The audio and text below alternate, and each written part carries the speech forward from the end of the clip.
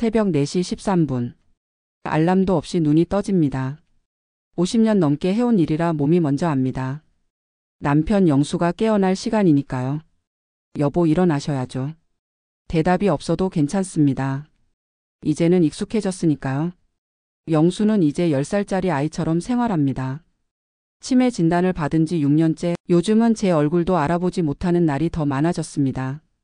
저는 김순자입니다. 올해 73살, 남편 박영수는 76살이 되었습니다. 우리 부부는 평생을 시골에서 살았습니다. 젊어서는 농사를 짓다가 나중에는 작은 슈퍼마켓을 운영했어요. 평범한 삶이었지만 행복했습니다.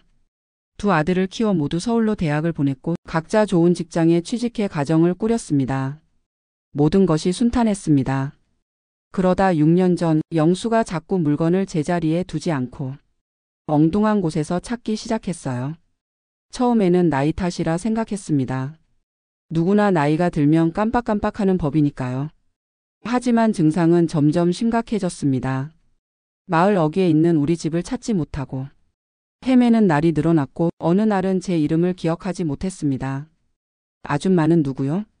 왜 내 집에 있어? 그 말을 들었을 때의 충격이란 가슴이 무너져 내리는 것 같았습니다. 50년을 함께 산 남편이 저를 알아보지 못한다니 세상이 캄캄해졌어요. 병원에 데려갔더니 의사 선생님은 알츠하이머 치매라고 했습니다. 완치는 어렵고 진행을 늦추는 약을 드시면서 지내셔야 합니다. 그 말을 듣는 순간 앞으로 우리에게 닥칠 시간들이 한꺼번에 물밀듯이 밀려오는 것 같았어요. 서울에 사는 두 아들에게 전화를 걸었습니다. 큰아들 민우는 금융회사에서 임원으로 일하고 있었고 작은 아들 민석은 대기업 부장이었어요. 아버지가 치매 진단을 받으셨다. 어떻게 해야 할지 모르겠다. 두 아들은 바로 내려왔습니다. 병원 검사 결과를 보고 의사와 상담도 했습니다. 그리고 첫 번째 가족 회의가 열렸습니다. 어머니 두 분 다 서울로 올라오세요. 저희가 돌봐드릴게요. 큰 며느리가 제안했습니다. 처음에는 고맙고 든든했어요. 하지만 집을 팔고 서울로 가는 건 쉬운 결정이 아니었습니다. 50년을 살아온 고향을 떠나야 한다는 것. 게다가 치매 환자는 익숙한 환경을 유지하는 게 좋다고 들었거든요. 조금 더 생각해 볼게. 아직은 내가 돌볼 수 있으니 걱정하지 마. 그때는 제가 얼마나 고된 길을 걷게 될지 몰랐습니다. 한 달이 지나고 두 달이 지났습니다. 영수의 상태는 점점 나빠졌습니다. 화장실을 찾지 못해 방 안에서 용변을 보기도 했고 한밤중에 집 밖으로 나가려고 해서 문을 잠그고 잠들 수도 없었습니다. 식사를 챙겨줘도 이 음식 똑 들었어 라며 던져버리기도 했습니다. 그러던 어느 날 영수가 저를 보며 화를 냈습니다. 당신 누구야? 내 아내 어디 갔어? 아내를 납치했지? 경찰 부를 거야. 손에 들고 있던 젓가락으로 제 팔을 찌르려고 했어요. 피하다가 넘어져 손목이 부러졌습니다. 혼자서는 더 이상 감당하기 어려웠습니다. 아들들에게 다시 전화를 걸었어요. 이제는 정말 도움이 필요하구나. 두 아들과 며느리들이 다시 내려왔습니다. 그리고 두 번째 가족 회의가 열렸어요. 요양병원에 모셔야 할 것 같아요. 작은 며느리의 말에 모두가 고개를 끄덕였습니다. 저만 빼고요. 아니, 아직은 아니야. 내가 돌볼 수 있어. 큰아들이 제 손을 잡았습니다. 어머니, 아버지도 힘들고 어머니도 힘드실 거예요. 전문적인 케어가 필요하신 상황입니다. 이성적으로는 알고 있었습니다. 하지만 50년을 함께 한 남편을 낯선 곳에 보낸다는 건 가슴이 찢어지는 일이었어요. 한 달만 더 생각해보자. 아들들은 돌아갔고 저는 다시 혼자서 영수를 돌보기 시작했습니다. 부러진 손목이 아물기도 전에 영수의 공격성은 더 심해졌습니다. 이제는 저를 완전히 타인으로 여기고 경계했어요. 도둑이야. 도둑이 들었어. 영수가 이웃들에게 소리를 지르기 시작했습니다. 마을 사람들의 시선이 달라졌어요. 동정과 불편함이 섞인 눈빛으로 저를 바라봤습니다. 순자 씨, 우리가 도와줄 수 있는 거 있을까? 이웃 할머니의 선의에 눈물이 났습니다. 하지만 무엇을 도와달라고 해야 할지조차 모르겠더군요. 결국 세 번째 가족 회의가 열렸습니다. 이번에는 저도 현실을 받아들일 준비가 되어 있었어요. 요양병원을 알아봤습니다. 큰아들이 몇 군데 병원 팸플릿을 가져왔어요. 모두 서울과 경기도에 있는 곳이었습니다. 멀리 있네. 제 말에 작은 아들이 답했습니다. 아버지를 서울 근처로 모셔야 저희가 자주 볼 수 있잖아요. 머리로는 이해가 됐지만 마음 한구석에서는 불안이 일었습니다. 그럼 나는 어떻게 하지? 잠시 침묵이 흘렀습니다. 큰 며느리가 조심스럽게 말을 꺼냈어요.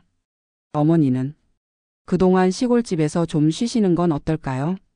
아니면 작은 아파트라도 서울에 구해드릴게요. 순간 깨달았습니다. 저는 계획에서 빠져 있었던 거예요.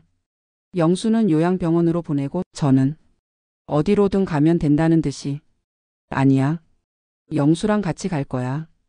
제 단호한 목소리에 아들들은 당황한 표정을 지었습니다. 어머니 요양병원은 환자만 있는 곳이에요. 보호자가 함께 입원할 수는 없어요.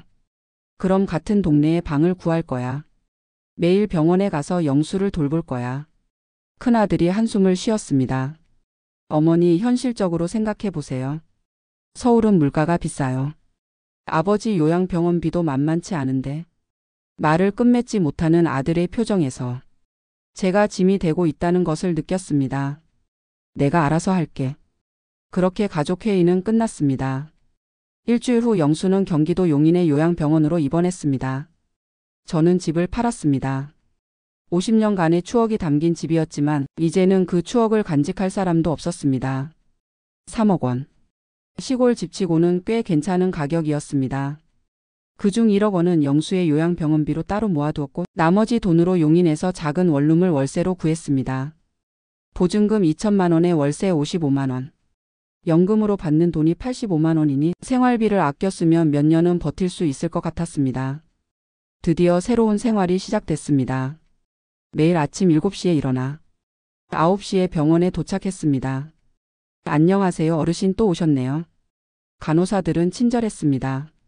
처음에는요.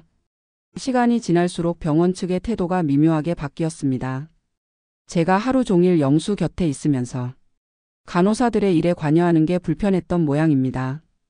보호자분들은 면회 시간에만 오시는 게 환자들에게도 좋습니다. 원장님의 권고에 따라 저는 면회 시간인 오후 1시부터 4시까지만 병원에 머물게 되었습니다. 남은 시간은 원룸에 혼자 있는 것보다 근처 도서관이나 공원에서 보냈습니다. 공원 벤치에 앉아 곁에 있는 노부부를 보며 눈물을 참기도 했습니다. 저와 영수도 저렇게 함께 늙어갈 수 있었을 텐데. 한 달에 한 번씩 아들들이 번갈아 면회를 왔습니다. 처음 두어 달은 두 아들 모두 왔지만 시간이 지나면서 한 명씩 오는 날이 많아졌어요. 아버지 좀 어떠세요? 별 변화 없어. 날 알아보지는 못해. 그리고 어색한 침묵이 흘렀습니다. 대화의 주제가 점점 줄어들었어요. 6개월이 지나자 아들들의 방문은 두어 달에 한 번으로 줄었습니다. 전화도 일주일에 한 번에서 한 달에 한 번 정도로 뜸해졌어요. 그래도 이해했습니다. 다들 바쁜 삶이 있으니까요. 저는 매일 영수를 보러 갔습니다. 여보 오늘은 날씨가 참 좋네요. 창문으로 들어오는 햇살 보세요. 대답은 없었지만 때로는 영수의 눈빛에서 희미한 인식의 빛을 발견하기도 했습니다. 그럴 때면 가슴이 벅차 올랐어요. 그러던 어느 날 병원비 명세서를 받고 깜짝 놀랐습니다.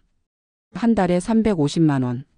처음 들었던 것보다 훨씬 많은 금액이었어요. 죄송합니다만 환자분의 상태가 악화되어 특별 케어가 필요해 비용이 인상되었습니다. 원장님의 설명을 들으며 앞으로 어떻게 해야 할지 막막했습니다. 집을 팔아 마련한 1억 원으로는 2년 정도밖에 버틸 수 없을 것 같았습니다. 그 이후에는 아들들에게 전화를 걸었습니다. 병원비가 많이 올랐어. 어떻게 하면 좋을까? 전화기 너머로 들려오는 한숨소리. 어머니 저희도 요즘 경제가 어려워서. 큰아들의 말에 마음이 무거워졌습니다. 그래도 이해했어요. 자식들에게 자꾸 손 벌리는 것도 쉽지 않았으니까요. 알았어. 내가 다시 한번 병원과 상의해 볼게. 전화를 끊고 한참을 울었습니다. 내가 뭘 잘못했을까? 어디서부터 삶이 이렇게 꼬이게 되었을까? 다음 날 용기를 내어 병원 원장님과 상담을 요청했습니다. 죄송합니다만 저희도 어쩔 수 없습니다. 환자분의 상태가 점점 악화되고 계시니까요. 더 저렴한 병원은 없을까요? 원장님은 난처한 표정을 지으셨습니다.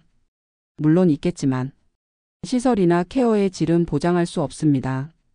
그리고 대부분 대기자가 많아 바로 입원하기도 어려워요. 발길을 돌려 나오는데 간호사 한 명이 저를 불렀습니다. 김순자 할머니 잠시만요. 복도 구석에서 그녀가 조용히 말했습니다. 제가 아는 요양원이 있어요. 서울에서 많이 떨어진 시골이라 가격이 저렴해요. 환경도 나쁘지 않고요. 한 줄기 희망이 보였습니다.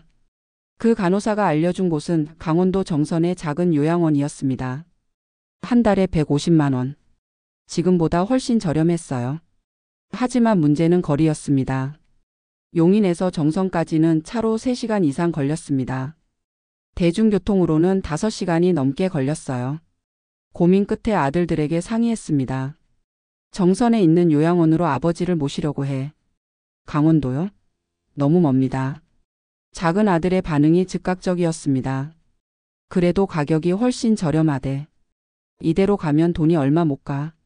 근데 어머니는 어떻게 하실 건데요? 거기까지 매일 다니실 건가요? 거기 근처로 이사 갈 거야. 전화기 너머로 침묵이 흘렀습니다. 어머니. 그렇게 외진 곳에서 혼자 지내시는 건 걱정돼요. 그냥 서울 근처에서. 돈이 없어 아들아. 내가 무슨 수로 서울 근처에서 병원비를 감당하니? 더 이상의 대화는 없었습니다. 결국 영수는 정선의 요양원으로 전원했고 저는 용인 원룸 계약을 정리하고 정선으로 이사했습니다. 정선에서 구한 집은 반지하 원룸이었습니다. 보증금 500만 원에 월세 25만 원. 창문 하나 없는 습한 공간이었지만 이제는 그런 것에 아쉬움을 느낄 겨를도 없었습니다. 새로운 생활이 시작됐습니다. 매일 버스를 타고 30분을 달려 요양원에 갔습니다. 환경은 용인보다 훨씬 좋지 않았지만 영수에게는 별 차이가 없어 보였습니다. 어차피 그는 이제 저를 알아보지도 못했으니까요. 할머니 매일 오시기 힘드실 텐데요. 요양원 직원의 말에 미소로 답했습니다. 괜찮아요. 남편이 날 기다리고 있는걸요. 물론 영수는 저를 기다리지 않았습니다.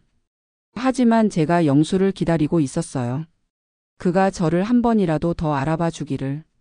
새 병원에서의 생활도 1년이 지났습니다. 아들들의 방문은 이제 연락도 없이 뚝 끊겼어요. 명절에 전화가 오는 정도였습니다.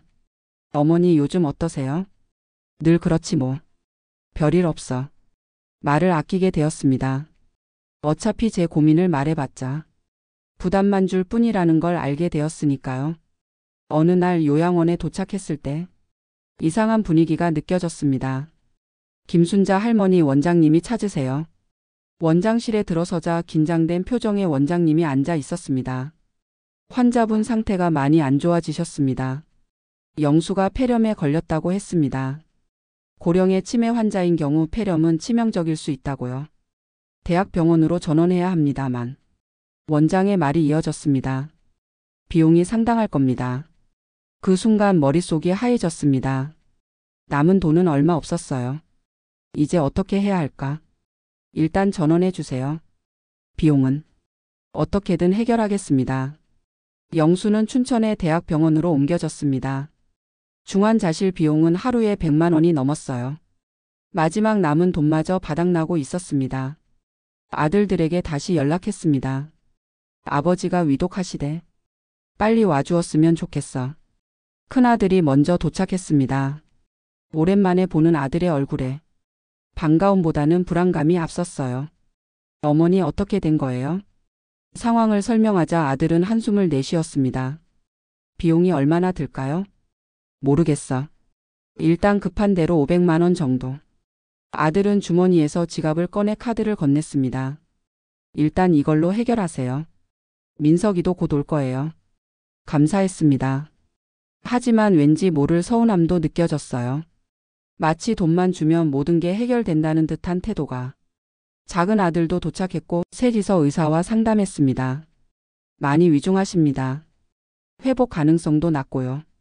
앞으로의 치료 방향을 결정하셔야 합니다. 병실로 돌아와 가족회의가 열렸습니다. 어머니 사실 경제적으로 저희도 쉽지 않아요. 이렇게 비싼 중환자실을 계속 유지하는 건. 큰아들의 말에 분노가 치밀었습니다. 그럼 어떻게 하자는 거니? 아버지를 포기하자고? 아들들은 고개를 숙였습니다. 연명 치료를 중단하는 방법도 있어요. 작은 아들의 조심스러운 제안에 심장이 멎는 것 같았습니다. 절대 안 돼. 내가 살아있는 한 그런 일은 없을 거야. 병실을 뛰쳐나왔습니다. 화가 났지만 한편으로는 막막했어요. 이제 어떻게 해야 할까? 다음 날 의사가 기적처럼 영수의 상태가 호전되고 있다고 했습니다. 중환자실에서 일반 병실로 옮겨도 된다고요. 하지만 다른 문제가 생겼습니다. 보험이 적용되더라도 병원비는 한 달에 250만 원 정도 예상된다고 했어요. 다시 가족회의가 열렸습니다. 요양원으로 다시 모셔야 할 것 같아요. 큰아들의 말에 고개를 끄덕였습니다. 그런데 작은아들이 조심스럽게 말을 꺼냈어요. 사실 저는 정선까지 정기적으로 보러 가기 어려워요. 서울 근처로 모시면 안 될까요? 그럼 비용은? 제 질문에 두 아들은 서로 눈치만 볼 뿐이었습니다. 결국 영수는 다시 정선의 요양원으로 돌아왔고 저는 혼자서 모든 것을 감당해야 했습니다. 문제는 돈이었습니다. 남은 돈은 이제 400만 원 정도. 월세와 요양원비를 생각하면 3달도 버티기 어려웠어요. 고민 끝에 요양원 원장님과 상담했습니다. 제가 여기서 일할 수 있을까요? 청소나 세탁 뭐든지 할 수 있습니다. 원장님은 난처한 표정을 지었지만 제 절박함을 이해하셨는지 고개를 끄덕였습니다. 간병인 보조로 일하시면 어떨까요? 월급은 많지 않지만 남편분 요양비를 일부 감면해 드릴 수 있습니다. 그렇게 저는 73살의 나이에 요양원 간병인 보조로 일을 시작했습니다. 아침 6시에 일어나 저녁 8시까지 청소, 배식, 보조, 환자 목욕 도움 등 무거운 일은 못해도 잡다한 일은 모두 했습니다. 힘들었지만 영수와 같은 공간에 있을 수 있다는 것만으로도 감사했습니다. 일을 시작한 지 2달쯤 되었을 때 몸에 이상이 느껴졌습니다. 자꾸 어지럽고 가슴이 두근거렸어요. 할머니 병원에 가보세요. 얼굴이 많이 안 좋아 보여요. 동료의 걱정에도 병원에 갈 엄두가 나지 않았습니다. 검사비도 없었고 무엇보다 일을 쉬면 영수의 요양비를 감당할 수 없었으니까요. 그러던 어느 날 요양원 복도를 청소하다 쓰러졌습니다. 가장 중앙에는 마지막으로 영수가 제 이름을 불렀던 날 병원에서 함께 찍은 사진이 있습니다. 요즘은 매일 아침 일어나 영수의 사진에 인사를 합니다. 여보, 오늘도 좋은 하루예요. 내가 당신 대신 열심히 살고 있어요. 치매 가족 모임은 점점 커져서 이제는 지역을 넘어 전국적인 네트워크가 되었습니다. 서로의 경험과 정보를 나누고 때로는 그저 울 수 있는 공간이 되었어요. 정부에서도 관심을 갖기 시작했습니다. 치매 가족 지원 정책에 대한 간담회에 저를 초청하기도 했어요. 할머니의 경험이 많은 분들에게 도움이 될 것 같습니다. 그곳에서 제 이야기를 했습니다. 치매 환자를 돌보는 일은 환자만큼이나 가족도 아픈 일입니다. 가족들에게도 도움과 휴식이 필요합니다. 그 말이 정책에 반영되었는지는 모르겠지만 적어도 제 목소리를 들어주었다는 사실이 뿌듯했습니다. 아들들과의 관계도 조금씩 회복되었습니다. 명절마다 내려오지는 못해도 일주일에 한 번씩 꼭 전화가 옵니다. 가끔은 영상통화로 손주들 얼굴도 볼 수 있어요. 할머니, 다음에 내려갈게요. 그때 맛있는 거 해주세요. 손주들의 투정에 웃음이 납니다. 영수가 살아 있었다면 얼마나 좋아했을까. 그렇게 2년이 지났습니다. 올해로 저는 75살이 되었습니다. 몸은 조금씩 약해지지만 마음은 그 어느 때보다 단단해졌어요. 오늘도 복지관에서 새로운 치매 가족을 만났습니다. 60대 초반의 남자분이었어요. 아내가 최근 치매 진단을 받았다고 합니다. 어떻게 해야 할지 모르겠어요. 아내는 날이 갈수록 저를 알아보지 못하고 때로는 화를 내기도 해요. 그분의 손을 잡아 주었습니다. 힘들겠지만 포기하지 마세요. 그 사람은 여전히 당신의 아내예요. 비록 기억은 잃었지만 마음속 어딘가에는 당신을 향한 사랑이 남아 있을 거예요. 위로가 되었는지 그분의 눈에 눈물이 고였습니다. 어떻게 하면 되나요? 완벽하게 할 필요는 없어요. 그저 오늘 하루 지금 이 순간을 함께 해주세요. 그리고 혼자라고 생각하지 마세요. 우리가 있잖아요. 그분의 어깨에 손을 얹었습니다. 이곳에 오세요. 같은 아픔을 겪는 사람들이 있으니까요. 함께하면 조금 더 견딜 수 있을 거예요. 집으로 돌아오는 길, 노을이 참 아름답게 물들었습니다. 영수와 함께 봤던 노을이 생각났어요. 여보 보고 있나요? 오늘 노을이 참 예쁘네요. 바람이 살랑 불어왔습니다. 마치 영수가 대답하는 것 같았어요. 집에 도착해 우편함을 열었더니 낯선 봉투가 있었습니다. 서울대학교 병원에서 온 편지였어요. 치매 환자 가족 경험 공유 특강 초청장. 전국의 의사와 간호사, 사회복지사들 앞에서 제 경험을 나눠달라는 초청이었습니다. 치매 환자 가족의 목소리를 의료진들에게 전달하는 자리라고 했어요. 처음에는 두려웠습니다. 고등학교도 제대로 나오지 못한 제가 대학교에서 강의라니. 하지만 곧 마음을 다잡았습니다. 학력이 중요한 게 아니라 제가 겪은 경험과 그 속에서 배운 지혜가 중요한 거니까요. 초청을 수락했고 한 달 후 서울로 올라갔습니다. 아들 내외가 마중 나와 있었어요. 어머니 정말 대단하세요. 서울대 병원에서 강의라니. 병원 강당에는 200명이 넘는 의료진들이 모여 있었습니다. 처음 보는 많은 사람들 앞에서 다리가 후들거렸어요. 그래도 용기를 내어 이야기를 시작했습니다. 저는 김순자입니다.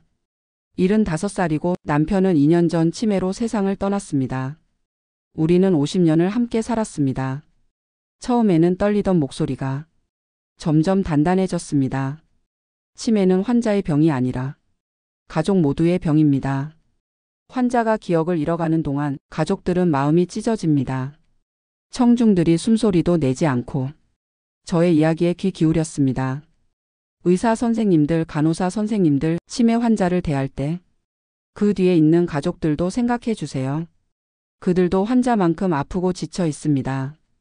제 경험을 솔직하게 나눴습니다. 좌절했던 순간들, 극복했던 방법들, 그리고 배운 교훈들까지. 환자가 저를 알아보지 못할 때 세상이 무너지는 것 같았습니다. 하지만 깨달았어요. 기억은 잃었어도 감정은 남아있다는 것을. 강의가 끝나고 많은 의료진들이 박수를 보내주었습니다. 몇몇은 눈물을 훔치기도 했어요. 병원장이 직접 감사의 인사를 전했습니다. 오늘 할머니의 이야기가 우리 의료진들에게 큰 깨달음을 주었습니다. 앞으로 환자뿐만 아니라 가족들에게도 더 많은 관심을 기울이겠습니다. 그날 밤 큰아들 집에서 손주들과 함께 저녁을 먹었습니다. 오랜만에 가족과 함께하는 식사는 참 행복했어요. 할머니 정말 멋있어요. 친구들에게 자랑할래요. 손주의 말에 웃음이 나왔습니다. 제가 누군가에게 자랑거리가 될 줄은 몰랐네요. 서울에서의 강의는 또 다른 기회로 이어졌습니다. 치매 관련 책을 써보지 않겠느냐는 제안을 받았어요. 할머니의 경험담이 책으로 나온다면 많은 사람들에게 도움이 될 거예요. 처음에는 망설였습니다. 글을 잘 쓰지 못하는데. 하지만 출판사에서는 제 이야기를 녹음해서 작가가 정리해 주겠다고 했어요. 6개월의 작업 끝에 내 남편은 날 잊었지만이라는 책이 출간되었습니다. 책 출간 기념회에는 두 아들 가족과 친구들 그리고 치매 가족 모임 회원들이 모두 참석해 주었어요.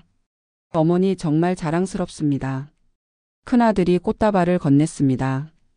꽃향기가 코끝을 간지렸어요. 영수 아버지가 보면 얼마나 좋아하실까. 책은 많은 사람들에게 읽혔습니다. 서점에서 소소하게 판매되기 시작했는데 입소문을 타면서 점점 알려졌어요. 독자들의 편지도 오기 시작했습니다. 할머니의 책을 읽고 용기를 얻었습니다. 저도 어머니의 치매를 돌보고 있는데 이제는 버틸 수 있을 것 같아요. 마음속으로만 품고 있던 이야기를 누군가 대신 써준 것 같아 위로가 되었습니다. 그리고 어느 날 진행 유효한 편지가 도착했습니다. 서울특별시청에서 온 편지였어요. 2025년 서울시 어르신 봉사대상 수상자로 김순자 님을 선정하였습니다. 믿기지 않았습니다. 저처럼 평범한 사람이 그저 남편을 사랑했을 뿐인 사람이 상을 받다니. 시상식 날 서울시청 대강당은 사람들로 가득 찼습니다. 제 이름이 호명되었을 때 어떻게 걸어 나갔는지 기억도 나지 않아요. 시장님이 직접 상장과 메달을 건네주셨습니다.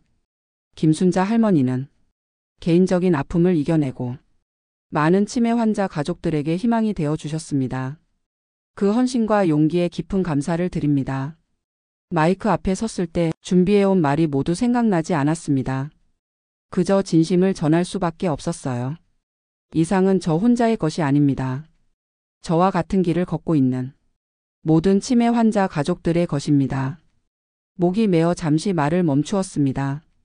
그리고 제 남편 영수에게도 이 영광을 돌리고 싶습니다. 그가 없었다면 저는 이 자리에 서지 못했을 테니까요. 시상식 후 많은 언론에서 인터뷰 요청이 왔습니다. KBS에서는 다큐멘터리 제작을 제안하기도 했어요. 할머니의 이야기를 더 많은 사람들에게 알리고 싶습니다.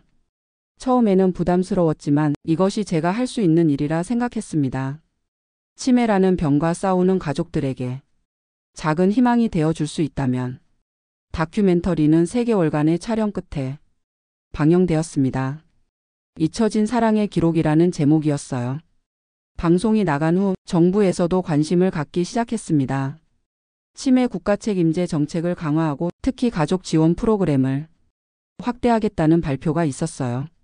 제 작은 목소리가 정책 변화에 영향을 미쳤다는 생각에 가슴이 벅차 올랐습니다. 세월이 흐르고 저도 점점 나이가 들어갔습니다. 이제는 무릎도 아프고 기억력도 예전만 못해졌어요. 가끔은 저도 치매가 아닐까 걱정되기도 합니다. 하지만 그런 날이 와도 두렵지 않습니다. 이제는 저를 돌봐줄 사람들이 많이 생겼으니까요. 치매 가족 모임 회원들, 복지관 친구들, 그리고 아들과 며느리, 손주들까지. 그래도 가끔은 영수가 그립습니다. 밤에 혼자 누워있을 때 옆자리가 텅 비어 있는 것이 아직도 낯설어요. 여보, 잘 지내고 있나요? 나는 괜찮아요. 우리가 못다 한 사랑을 다른 사람들에게 나눠주고 있어요. 이제 저는 76살이 되었습니다. 친구들은 제게 부자가 됐네라고 농담합니다. 돈이 아니라 나이가 부자라는 뜻이지만 저는 정말 마음이 부자가 된 것 같아요. 얼마 전에는 미국에서도 제 책이 번역 출간되었다는 소식을 들었습니다. He forgot me but I remember us 라는 제목이라고 해요. 할머니 이제 세계적인 작가가 되셨네요. 며느리의 농담에 웃음이 났습니다. 제가 세계적으로 알려질 줄은 꿈에도 몰랐네요. 오늘은 정선 요양원을 찾았습니다. 영수가 마지막으로 생활했던 곳이에요. 요양원 측에서는 제 방문을 환영했습니다. 할머니 덕분에 많은 것이 바뀌었어요. 정부 지원도 늘고 가족 상담 프로그램도 생겼어요. 요양원 정원에 작은 나무가 심어져 있었습니다. 박영수 님을 기억하며라는 팻말이 걸려 있었어요. 나무 앞에 서서 잠시 눈을 감았습니다. 영수와 함께했던 추억들이 영화처럼 스쳐 지나갔어요. 첫 만남, 결혼식, 아이들의 탄생, 함께 운영했던 작은 슈퍼마켓, 그리고 치매 진단 후의 고통스러운 나날들까지. 눈을 떴을 때 뺨 위로 눈물이 흐르고 있었습니다. 슬픔의 눈물이 아니라 감사의 눈물이었어요. 여보, 고마워요. 당신 덕분에 제가 이렇게 성장했네요. 당신을 돌보면서 배운 사랑과 인내가 지금의 저를 만들었어요. 요양원을 나와 버스를 기다리는데 한 중년 남성이 다가왔습니다. 혹시 김순자 할머니 아니세요? 제가 할머니 다큐멘터리를 봤어요.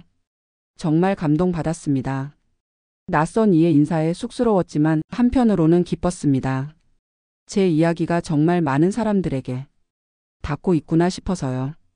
집으로 돌아오는 길 또다시 아름다운 노을이 하늘을 물들였습니다. 마치 영수가 저에게 미소 짓는 것 같았어요. 요즘은 자주 생각합니다. 인생이란 참 예측할 수 없는 것이구나. 영수의 치매는 우리 가족에게 엄청난 시련이었지만 그 시련이 없었다면 지금의 저도 없었을 거예요. 복지관에서 만난 새로운 치매 가족들에게 항상 이야기합니다. 여러분의 고통이 헛되지 않을 거예요. 그 아픔이 언젠가는 누군가에게 희망이 될 수 있어요. 저는 이제 영수의 기억을 간직한 마지막 사람입니다. 그가 좋아했던 음식, 웃음소리, 손의 느낌까지. 하지만 이제는 그 기억이 제 안에만 머물러 있지 않습니다.